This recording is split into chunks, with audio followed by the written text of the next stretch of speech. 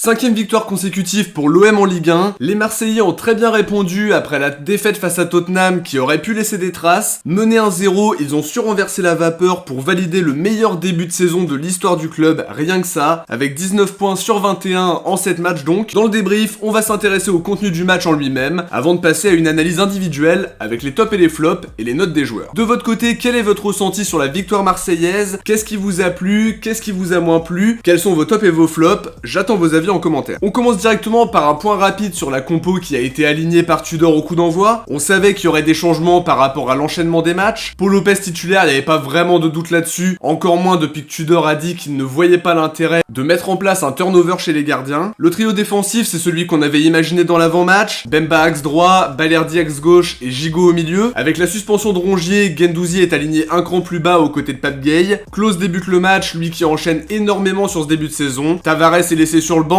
et c'est Kolasinac qui joue piston gauche alors qu'on sait qu'il est toujours en difficulté à ce poste-là. On attendait Payet dans le trio offensif, mais il débute finalement sur le banc et ça permet à Ünder et Harit d'avoir du temps de jeu comme titulaire en soutien de Sanchez qui fait son retour dans le 11 après sa suspension en Ligue des Champions. Quant à lui, Bailly est laissé au repos, même chose pour Verretou qui ne démarre pas titulaire non plus. On passe direct à l'analyse avec une première mi-temps assez étrange. Je pense qu'on fait peut-être notre pire entame de match de la saison, tout le temps en retard dans les duels. On pouvait s'y attendre par rapport à l'enchaînement des matchs, tout en sachant que le système Tudor est assez énergivore et forcément c'est compliqué de reproduire la même intensité à chaque match. On a vu beaucoup de fébrilité, notamment de la part de Balerdi qui s'est montré très dangereux sur ses interventions. Je pense au tacle sur le centre qui donne rien en début de match, mais Balerdi tacle sans réfléchir, et sur Ounas aussi si je dis pas de bêtises, même si l'arbitre a jugé qu'il n'y avait pas pénalty, et on va évidemment pas s'en plaindre. En tout cas on va vite prendre le premier, et c'est très loin d'être illogique par rapport à ce qu'on propose. L'entame de match est très compliquée sur les 15 premières minutes, puisque Lille nous pose de gros soucis tactiquement parlant. Sur le but c'est assez punitif parce que Kolasinac a l'occasion d'aller vite vers l'avant, mais sa perte de balle coûte vraiment très cher, et derrière ça va vite, et Ismaili termine l'action après le poteau lillois. Balerdi du coup sort assez tôt pour replacer Kolasinac en défense centrale. On l'a vu très frustré, on le comprend, et en plus il sort sous les sifflets du Vélodrome. Pour lui ça va sûrement encore plus se compliquer, il manque énormément de régularité et ça s'est vu encore ce soir. À ce niveau là tu peux pas te permettre de faire un bon match sur deux. Tudor reste sur sa ligne de conduite, si ça marche pas tu sors, et c'est un changement majeur par rapport à ce qu'on a connu par le passé. On a été bien meilleur sur la suite de la première période avec l'entrée de Tavares qui a apporté énormément après le but. Ça a changé pas mal de choses sur le plan tactique, c'était notamment le jour et la nuit quand même par rapport à ce qu'on a vu avec Kolasinac à ce poste de piston gauche qui d'après moi correspond plus vraiment au joueur qu'il est maintenant. En tout cas on réussit à égaliser un peu contre toute attente parce qu'on était vraiment en mauvaise posture et l'action est magnifique, récupération de Gueye, Harit qui progresse avec le ballon pour trouver Ünder à droite qui donne à Sanchez qui termine. On a montré aussi plus d'intensité en montant en puissance au fil du match et ça nous a permis de renverser la situation parce que notre début de match est vraiment loin d'être fou. On commence très bien la deuxième période par contre avec 3 occasions en 5-6 minutes, beaucoup de pression de notre part, Ünder qui se montre très remuant et Harit qui tente sa chance dans la surface même si Chevalier reste vigilant. Il y a aussi le centre de Klose pour Sanchez qui peut faire mieux sur sa tête. En tout cas on se montre très entreprenant et c'est beaucoup mieux que ce qu'on a montré sur le début de match où on était en grande difficulté. Derrière on arrive à reprendre l'avantage grâce à Gigot qui reprend un ballon dans la surface. On a bien cru que ça allait être refusé pour hors-jeu et finalement c'est bien validé et il y a clairement pas hors-jeu pour le coup. Ça fait du bien de mener 2-1 parce que ça concrétise notre temps fort avec pas mal d'opportunités et ça permet au stade de s'enflammer encore plus et de mettre un peu plus la pression sur des Lillois qui avaient très bien commencé leur match mais qui ont connu un début de deuxième mi-temps très compliqué, totalement acculé parce qu'on a été très entreprenant. On a continué à leur mettre la pression avec Ünder qui a été très actif, qui a beaucoup apporté le danger. Je pense à la pointe de vitesse qui met à Diallo à un moment donné. C'était en tout cas un match avec beaucoup d'intensité, beaucoup de contact, un vrai combat physique, un arbitrage loin d'être incroyable avec beaucoup de cartons sortis. Je pense à celui d'Isaac Touré notamment 1 minute après son entrée en jeu et qui est loin d'être une faute gravissime, mais bon l'arbitre a eu le carton facile ce soir. Pour revenir au jeu, je trouve qu'on a été bien mieux en place en deuxième mi-temps. Ils ont eu du mal à se procurer des occasions après le 2-1 parce qu'on était bien compact derrière. Je pense que leur entame de deuxième période leur a coûté cher parce qu'ils ont pris beaucoup de pression et derrière c'est assez logique de nous voir prendre l'avantage. Lille a poussé jusqu'au bout sans forcément réussir à trouver la faille. Les dernières minutes ont été longues mais on a su faire le nécessaire pour boucler une 5e victoire consécutive en Ligue 1. Meilleur début de saison de notre histoire avec 19 points sur 21. Tout ça avec une équipe un peu remaniée mais qui a montré que malgré le turnover, il y avait encore de la qualité certaine. La réaction de l'équipe après le début de match raté m'a beaucoup plu. On s'est mis au niveau avec l'intensité qu'il fallait, même si en face Lille a pas été mauvais du tout, mais notre entame de deuxième mi-temps nous a permis de les mettre en difficulté et derrière ils ont pas franchement réussi à se relever. Provisoirement on est deuxième à égalité de points avec le PSG, on se laisse pas distancer par par Lens et ça nous permet d'être deuxième à la 7ème journée et de bien se préparer pour le match contre Francfort mardi soir. On enchaîne sur les tops et les flops. Pour les tops, j'ai beaucoup aimé le match de Cengiz Under, je l'ai dit plusieurs fois pendant l'analyse collective, je l'ai trouvé très bon dans la percussion, capable de gagner ses duels offensifs et d'être très impactant. Il est passeur D pour Sanchez qui fait lui aussi partie des tops, très bien placé offensivement parlant et très actif dans le jeu. C'est un vrai apport pour l'équipe avec notamment un leadership très fort. Harit a fait un bon match aussi en s'intégrant bien dans ce trio offensif pour sa première titularisation de la saison. Sa progression avec le ballon sur le but de Sanchez est très intéressante et nous permet d'aller chercher l'égalisation avant la demi-heure de jeu. Et sur le reste du match, c'était plutôt pas mal non plus. L'entrée de Tavares a été très déterminante, il a apporté de la vitesse, de la puissance et tactiquement ça change totalement le visage de l'équipe alors que Kolasinac était en difficulté. Gigot a été plutôt serein derrière et en plus il est buteur. Lui qui est supporter marseillais depuis toujours, c'est un rêve qui se réalise de marquer pour son club de cœur au stade Vélodrome et ça peut être le tournant de sa saison marseillaise pour un joueur qui n'a pas connu une adaptation facile, pas de début parfait à son arrivée, mais il prend tranquillement sa place. Concernant les flops, je vais évidemment parler de Balerdi, il a quasiment tout raté sur les 25 minutes qu'il a eu à jouer, souvent en retard sur ses interventions, il a eu beaucoup de mal et sa sortie est logique, ça permet à Kolasinac de se replacer en axial gauche, mais ce qui est triste c'est les sifflets, c'est difficile pour ce joueur d'être dans les meilleures conditions, il manque de régularité dans le jeu et ça va pas l'aider à s'améliorer, peut-être que son aventure marseillaise a pris un tout autre tournant ce soir, on l'a vu très frustré et ça se comprend, mais sa sortie est logique. J'aurais pu citer Kolasinac pour son début de match en piston gauche, mais je trouve que derrière il a été très bon en axial gauche une nouvelle fois, le poste de piston me semble plus du tout fait pour lui à l'heure actuelle, et le chantier ce sera de recruter une doublure à Tavares cet hiver pour être plus complet. Ça pourrait être Lazovic puisqu'apparemment d'après des sources italiennes, le joueur serait toujours dans le viseur de l'OM qui pourrait repasser à l'action cet hiver. On passe aux notes, 6 pour Paul Lopez qui n'a pas pu faire grand chose sur le but lillois parce qu'il est battu sur le poteau et derrière c'est compliqué d'aller chercher la frappe bien appliquée d'Ismaili. Pour le reste il a été plutôt tranquille mais il a fait ce qu'il devait faire. 6 pour Bemba qui a fait une première mi-temps sérieuse comme très souvent, il sort à la pause pour faire entrer Bailly. 7 pour Gigot, idéalement placé dans la surface pour le 2-1 sans être en position de hors-jeu. Son but fait énormément de bien pour lui mais surtout pour l'équipe. Et sur le plan défensif, pas de remarques particulières à lui faire. 3 pour Balerdi pour les raisons évoquées un peu plus tôt. Pour les pistons, 6 pour Klose qui a fait un gros travail défensif. Un peu de mal à impacter offensivement, mais il a encore joué 90 minutes et c'est pas facile de répéter les efforts et de chercher le 1 contre 1 quand les jambes sont mises à rude épreuve comme ça. 5,5 pour Kolasinac qui n'a pas été bon en piston gauche, on l'a dit, avec notamment une perte de balle fatale qui entraîne l'action du 1-0. Son replacement en axial gauche a été beaucoup plus concluant. 6,5 pour Guendouzi, très actif dans l'entrejeu aux côtés de Pape Gueye, à qui je donne un 6. Pas toujours performant dans son jeu vers l'avant, avec cette tendance à ralentir le jeu, il fait quand même une magnifique récupération sur l'action de l'égalisation et a quand même été assez solide malgré tout. 7 pour Under qui a été intenable devant avec beaucoup de différences réalisées. 7 aussi pour Harit qui a fait un gros travail sur le but de Sanchez.